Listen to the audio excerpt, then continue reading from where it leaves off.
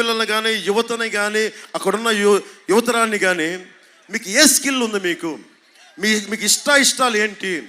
మీ ఏమి నేర్చుకోవాలని ఉంది? మీకు ఏమి నేర్చుకుంటే డబ్బులు సంపాదించాలని ఉంది? అది ఎవడన్నా సరే గణాంకాలు తీసుకున్నారమ్మా ఇప్పుడు దాకా? ఒక్క భారతదేశంలో ఒక్క ప్రభుత్వం తీసుకుందా? అది కూటమి ప్రభుత్వం చేసి పెడుతుంది మీకు. నన్ను చూడండి, నేను మీ అంత చదువులు చదువుకోవాలా. నేను కావాలని ఇంటర్మీడియట్తో ఆపేశాను, ఇంటర్మీడియట్ డిస్కంటిన్యూ చేశాను. ఎందుకంటే నాకు నచ్చలా, చెప్పే చదువుకి నాకు లోపల ఇంట్రెస్ట్కి సరిపోలా.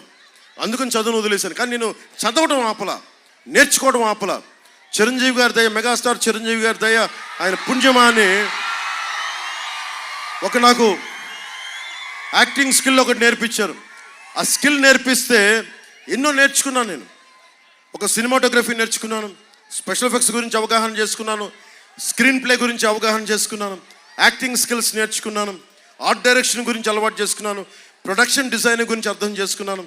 ఇన్ని అర్థం చేసుకుంటే నేను కొత్త వారికి అవకాశం ఇవ్వగలిగాను.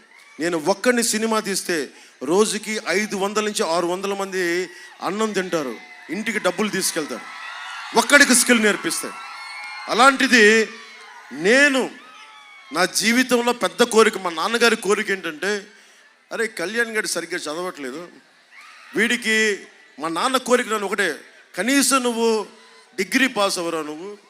నేను ఎట్లాగా ఎస్ఐకి వెళ్ళైపోయిన, కానిస్టేబుల్గా వచ్చి అసిస్టెంట్ ఎక్సైజ్ సూపరింటెండెంట్గా రిటైర్డ్ అయ్యాను. నువ్వు కనీసం ఎస్ఐగా ప్రారంభిస్తే కనీసం నువ్వు డిఎస్పీగా రిటైర్డ్ అవుతారు. అదేరా నా కోరిక. మా నాన్న ఉంది. మా నాన్నకి నేను దురదృష్టం, నేను చేయలేకపోయా. కానీ నేను పోలీస్ శాఖకు చెప్తున్నా, నేను పోలీస్ శాఖకి ఇచ్చేంత గౌరవం, అది మా నాన్నకి ఇచ్చినంత గౌరవం పోలీస్ శాఖకి ఇస్తాను. చాలా గౌరవిస్తాను పోలీస్ శాఖకి. ఒక కానిస్టేబుల్ నుంచి ఉన్నతాధికారి వరకు ఎందుకు గౌరవిస్తానంటే, ప్రతి పోలీస్ చొక్కాలోనూ సర్వీసెస్లో ఉండే ప్రతి వ్యక్తికి మా నాన్న తాలూకు కష్టాన్ని చూస్తాను. అందుకని మీకు రావాల్సిన టీఏలు కానీ, డిఏలు కానీ, మీకు సరెండర్ లీవ్స్ కానీ దాదాపు 750 కోట్లు రావాలి. ఈ ఎన్నికల్లోపే రావడానికి ప్రభుత్వానికి పిలుపునిస్తున్నాను. రాని పక్షంలో రాగానే మొట్టమొదటిగా బాధ్యత మేము తీసుకుంటాం. వారాంతపు సెలవులు ఉండాలి పోలీసుని మనస్ఫూర్తిగా కోరుకున్నాం. అలాగే భవన నిర్మాణ కార్మికులకి ప్రత్యేకంగా అండగా ఉంటాం. ఇది కూటమి చెప్తున్నది. యువతకి స్కిల్ డెవలప్మెంట్ శిక్షణ ఇచ్చి వారి కాళ్ళ మీద వారు నిలబడగలిగే చేయటం, తద్వారా ప్రతి చేతికి పని కల్పించడమే ఎన్డీఏ కూటమి తాలూకు లక్ష్యం.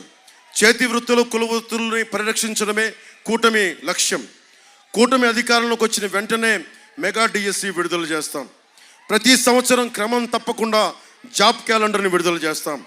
50 సంవత్సరాలు నిండిన బీసీలకి నెలకి 4,000 రూపాయలు చొప్పున పెన్షన్ 1వ తేదీనే ఇంటి వద్దన అందజేస్తాం. స్కూల్కి వెళ్ళే ప్రతి విద్యార్థికి జగన్ చెప్పే అమ్మఒడని చెప్పి 2 విద్యార్థులు అంటే ఇవ్వమ్మ, ఒక్క ఆ బిడ్డ ఇలా ఉండ, ఈ కథలు కాకుండా ఎంతమంది ఉన్నా కానీ సంవత్సరానికి బిడ్డకి 15,000 చొప్పున ఎంతమంది పిల్లలు అంటే అంతమందికి ఆ డబ్బులు వాళ్ళకి వస్తాయి. వంటింట్లో కుటుంబాలు నడిపే మహిళలకు చిన్న భారం తగ్గించడానికి 3 గ్యాస్ సిలిండర్లు సంవత్సరానికి ఉచితంగా అందజేస్తాం. ప్రతి రైతుకి సంవత్సరానికి 20,000 రూపాయలు ఆర్థిక సహాయం అందిస్తాం. ప్రతి మహిళకి నెలకి 1,500 రూపాయలు అందజేస్తాం. మహిళలకి ప్రత్యేకించి ప్రతి బస్సులో ఉచితంగా మీ ఆధార్ కార్డు ఉంటే చాలు, మీరు ఉచితంగా ప్రయాణం చేసే సౌకర్యం కల్పిస్తాం. అలాగే ఆటో డ్రైవర్లకి ఇబ్బంది కలగకుండానే ఉంటుంది. ఇది పేదల కడుపు నింపడానికి అన్నా క్యాంటీన్లతో పాటు అమ్మ డొక్కా సీతమ్మ మాకు అన్నం పెట్టు తల్లి అంటే అలాంటి డొక్కా సీతమ్మ క్యాంటీన్లు కూడా ప్రారంభిస్తాం. ముఖ్యంగా స్థానిక సంస్థల ఎన్నికల్లో 34% ఉన్న బీసీ రిజర్వేషన్ని జగన్ వచ్చి 24% చేశాడు. దాన్ని తిరిగి 34% పునరుద్ధరణ చేస్తాం.